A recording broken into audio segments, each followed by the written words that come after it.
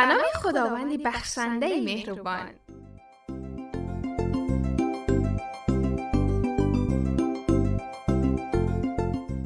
هرگاه به آسمان و زمین، به باران و ابرها، به صخره‌ها و کوه‌ها یا به درختان و گل‌های رنگین می‌نگرم، تو را سپاس می‌گویم ای خدای مهربانی من.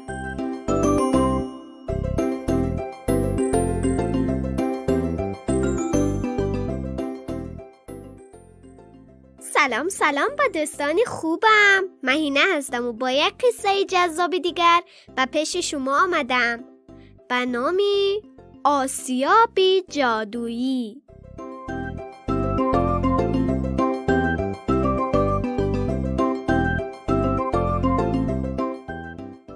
روزگاری در روستای میده دو برادر زندگی میکردند. برادر بزرگ یک تاجر ثروتمند بود. برادر کوچکتر یک چوبور فقیر بود که یک زن و یک پسر هم داشت. پسر به مادرش گفت: مادر جان، من خیلی گرسنه‌ام. مادرش گفت: باشد پسرم، حاضر پدرت می آید. او به بازار شهر رفته است تا چوب بفروشد. امروز حتما پولی در آورده است. پدر آمد. مادر تا چشمش به مرد افتاد گفت: چی؟ حتی امروزم نتوانستی چوبی بفروشی؟ نمیشد که هر روز پسرمان با شکمی گرسنه برود و بخوابد. پسر به پدرش گفت: پدر جان، من خیلی دلم گرسنه است. از صبح تا حاضر چیزی نخوردم. و گریه کرد. چوب بود که ناراحتی و گریه پسرک را دید، قلبش شکست. به برادر ثروتمندش فکر کرد: بروم و از او کم پول قرض گیرم. و بعدش گفت: برادرم حتما به من کمک میکند. و از خانه بیرون رفت. به طرف خانه برادرش حرکت کرد. به خانه برادرش رسید و وارد شد. اما تا برادرش او را دید گفت: دوباره اینجا چی میخواهی؟ چی کار داری با من برادر؟ برادر کوچک گفت: برادری عزیزم، میشود به من کم پول قرض دهی؟ پسرم از صبح تا به حال هیچی نخورده است. من امروز نتوانستم هیچ چوبی بفروشم. اما برادر گفت: تو یک آدمی تنبلی، سخت کار نمی کنی. با این داستانا نخواه که دل مردم را به دست بیاوری. برادر با ناراحتی گفت: من به تو راستش را میگویم برادر، لطفاً باور کن. برادر بزرگ گفت: نمیخواهم به نالهایت گوش دهم. برو از اینجا بیرون. چوبور نمیخواست که دست خالی به خانه برگردد. برای همین فکری به ذهنش رسید. او به جنگل رفت تا سیب چیند. اما در راه دید که چوبور پیرمرد نمیتواند دست چوبهایش را بلند کند. مرد با عجله به پیش پیرمرد رفت و گفت: من کمکت میکنم تا توانی دست چوبت را برداری. پیرمرد چشمش به مرد افتاد. دید که او ناراحت هست و گفت: چرا تو غمگینی؟ مرد دست چوب را برداشت و گفت: پسرم در خانه گرسنه است و من هم اینجا نمیتوانم هیچ چوبی بفروشم. در بازار خیلی سخت کار میکنم ولی زن و بچه‌ام همیشه گرسنه هستند. من نمیدانم چی کار کنم. وقتی چوبور پیر حرفهای پیرمرد را شنید خیلی ناراحت شد.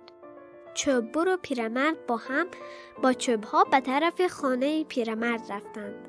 وقتی رسیدن پیرمرد به او گفت: ممنونم که کمکم کردی.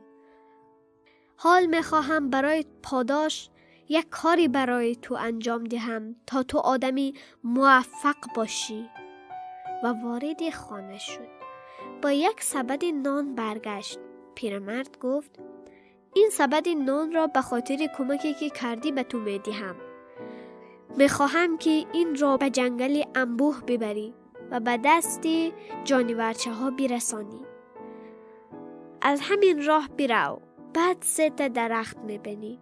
بعد از آن یک کلبه میده که متعلق به 2 جانور است.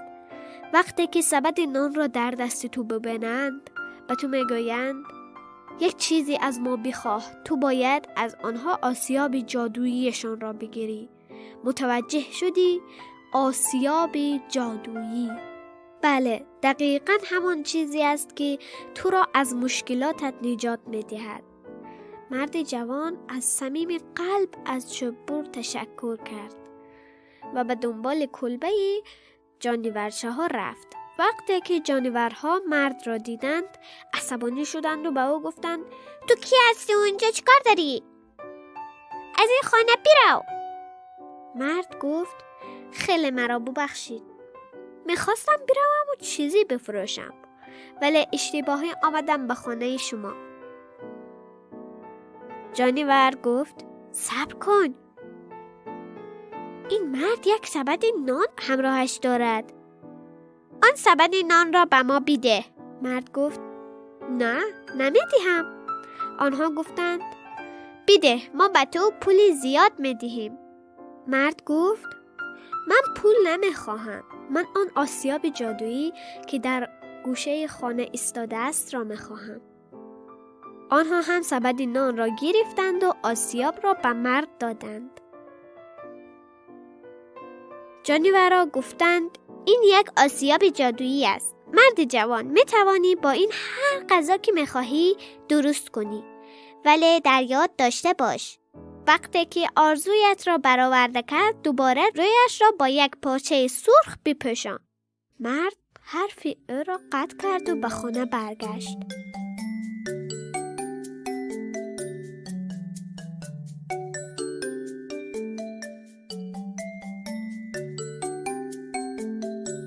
دید زن و بچهش غمگین هستند. بدون اینکه وقت را هدر دهد از آسیاب غذا خواست.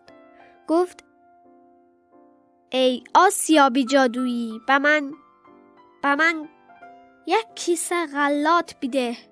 آسیاب جادویی خودش آرزو را برآورده کرد. چوبور و خانواده‌اش با شادی غذا خوردند.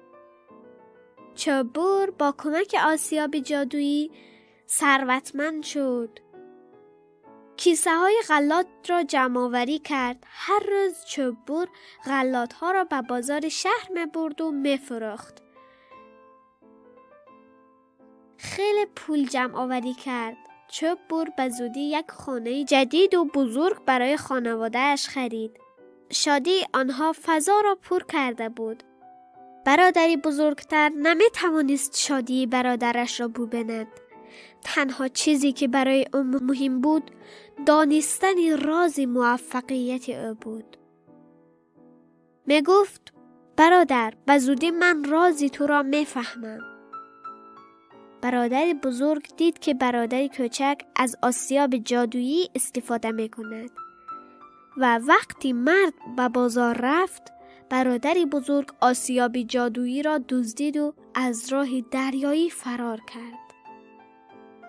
اما برای استفاده از آسیاب صبر نکرد و در راه از آسیاب نمک خواست. آسیاب آنقدر نمک ریخت تا قایق سنگین شد و در آب غرق شد.